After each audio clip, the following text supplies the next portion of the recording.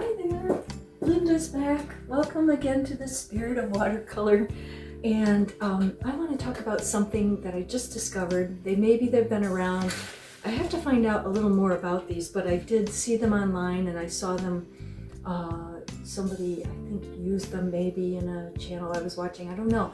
But I thought, well, I've never seen these. They're pencils, they're graphite. I mean, which is, you know, pencils are made out of graphite, but these are different. They are water-soluble graphite, okay?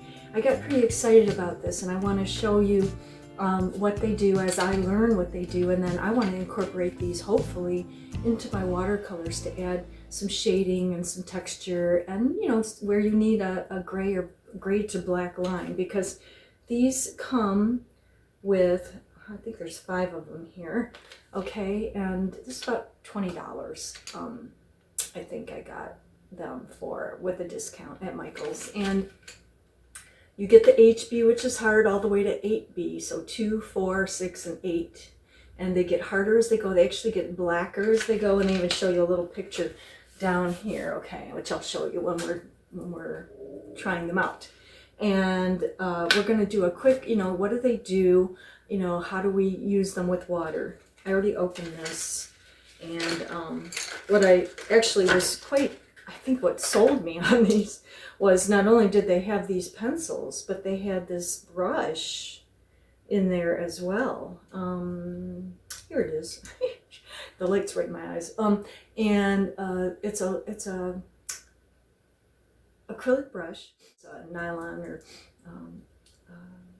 synthetic. That's the word I'm looking for. Brush that comes with them. And then I just took a small, to experiment. I'm going to take a small like yogurt cup. You'll see. And then I just started to do some sketching and drawing like this to find out what the different pencil lines do. So let's do that, and you know how they work on dry and then wetting them, and then wet and then drying them. So let's go to the table and we're gonna look at these together, and maybe you'll be intrigued and inspired too. These kinds of videos I like to do just to inspire people and continue motivating us, because every now and then, you know, I've been doing watercolor for years. Sometimes you just get very, how do I say, where you're not as excited, you lose your passion, or your they call it, what do they call it? I don't even know, there's a word for it, where you just don't feel creative, and this is to kind of rekindle that. Okay, so I've got my small Strathmore sketch pad here. The paper's actually loose from the pad, that's fine. We're going to practice here with these new pencils. They are water-soluble graphite, and the measurements that they come in is HB, 2B, 4B, 6B, and 8B, which they get softer as we go. And it looks as though, if we look here, the color actually darkens as we get higher numbers. And if you recall with pencils, that the higher the number, the softer the lead. These I'll have to find out what they're made out of, but anyway, I wanted to just do a quick you know, little drawing here using some of these. They also came with this, this is a Faber-Castell brand, actually. I know they come in, Derwent makes them as well. They came with a little brush. It's a synthetic brush. And then I've got my yogurt cup, and I'm dipping the brush to wet it. Okay, getting that saturated. Seems like a pretty nice brush for doing this, okay? I'm going to prop, with my magnifier here, I'm going to prop my paper up a little. I always do that anyway when I paint with watercolor and drawing anymore these days. And then I'm just curious what these are going to do. We could just swatch them, I suppose, or we could like do a small drawing of what, you know, of them and see what they do. So yeah, I'm real curious about these. It is my hope to use these with watercolor, and I guess I'll find out by practicing, you know, what they do, how you know, should I use them before or after the watercolor application, right? Okay, what should we draw about? Probably should have something to think about. Maybe some mountains up here. Okay. Starting with the darkest, or the 8B here. And then I will just create some mountainous forms like so. And then let's try, go all the way to this hard one, this, for the water, I'm going to just try just sort of a water line here. And I'm just, ooh, that's not going straight because I've got my, I'm holding the camera. I probably should do it downstairs, but we'll see how this goes. And if it doesn't work, here, I'll draw a straight line and I'll come back. So as you can see, the darkness of the lines for the mountains, and then the lightness of the HB pencil, which is much harder pencil when you use it. And then I want to do some, a little bit of rocks over here. And I'm going to go with the,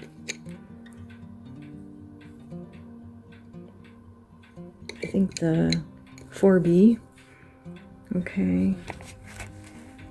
We'll just create a little bit of rocks over here. You know, just... And then, you know, we have the different pencils that we're using, and we'll see what happens when we wet them.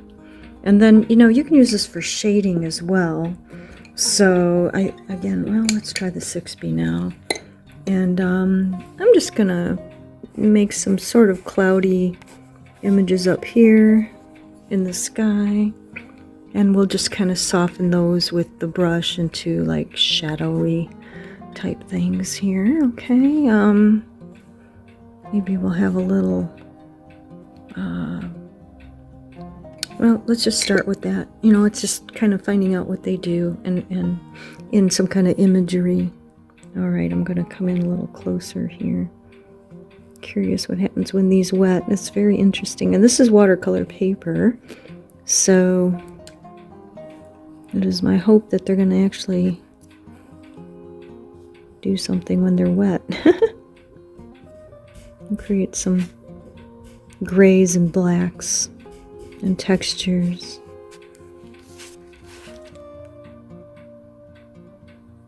Not a whole lot of... Oh yeah, I see some now.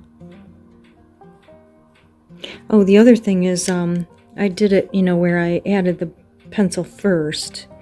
And I think what we also want to do is, like watercolor pencils, you know, you can go either way. You can go wet to dry or dry to wet. Now maybe these don't go. I'm curious if they go. Oh, okay.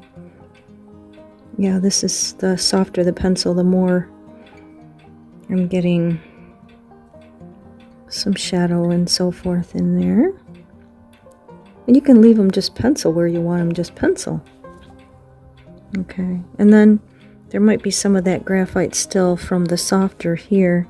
I'm just kind of softening it under the HB. The HB doesn't seem to do a whole lot here. That's the hardest one, right? Now we're going to go to the 8B. This is kind of neat to see what they do. This is going to act more like paint on this one, I think, where it's going to flow down a bit for me.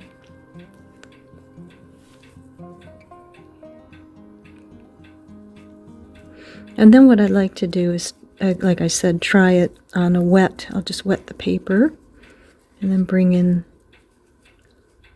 and I think I'll do that in just some of the shadows of the rocks here.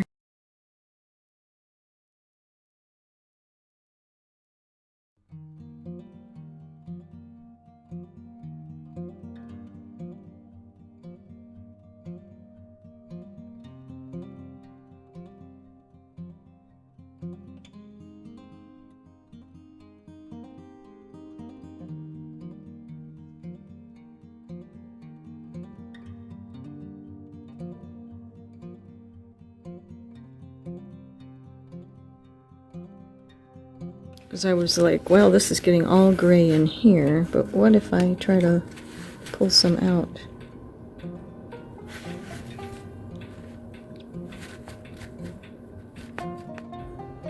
Yes, it does lift out. You don't want to wait too long, I think, because it'll seep into the paper. So yeah, I'm going to think about this more, draw up a little more in there, and then we'll apply some paint into this and see if the graphite is moved by the paint, and then we might even add the graphite after and see how that works.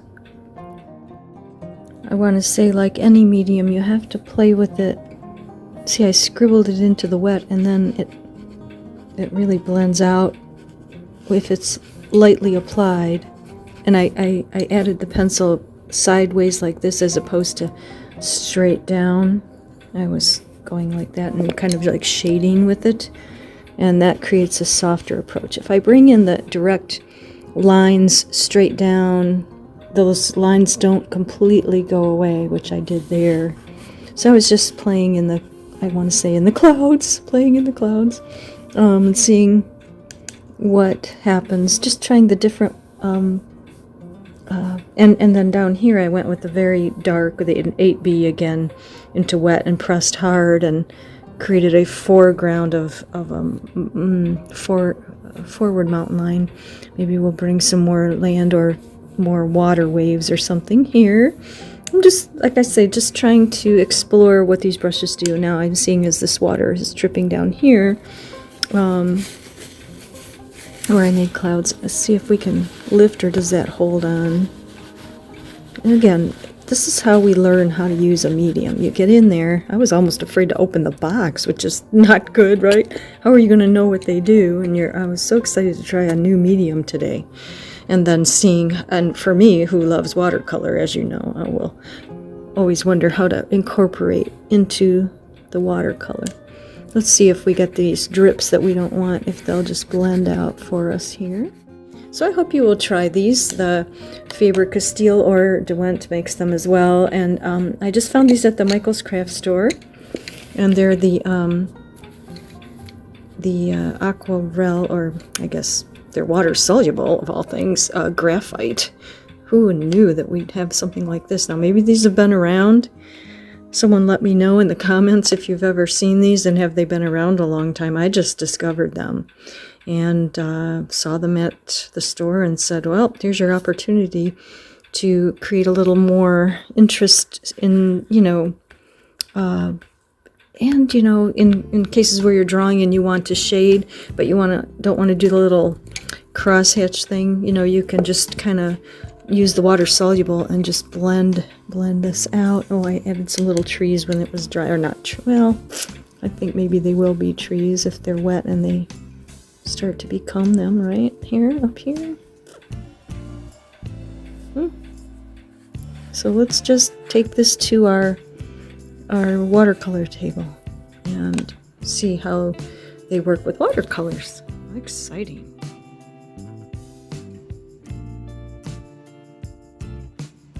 So I hope you will keep watching these videos with me and keep trying to keep each other motivated in this most beautiful medium watercolor. So if you like this video, you know what to do. Like and subscribe, and I'll see you as we're working into, and I'm about to start the healing paintings, which I'm very excited about. We'll talk about what creates a painting that's healing, and how it's healing when you do it, and then it's healing once you matte frame it, put it up to look at every day. Okay, I'll see you soon. Bye.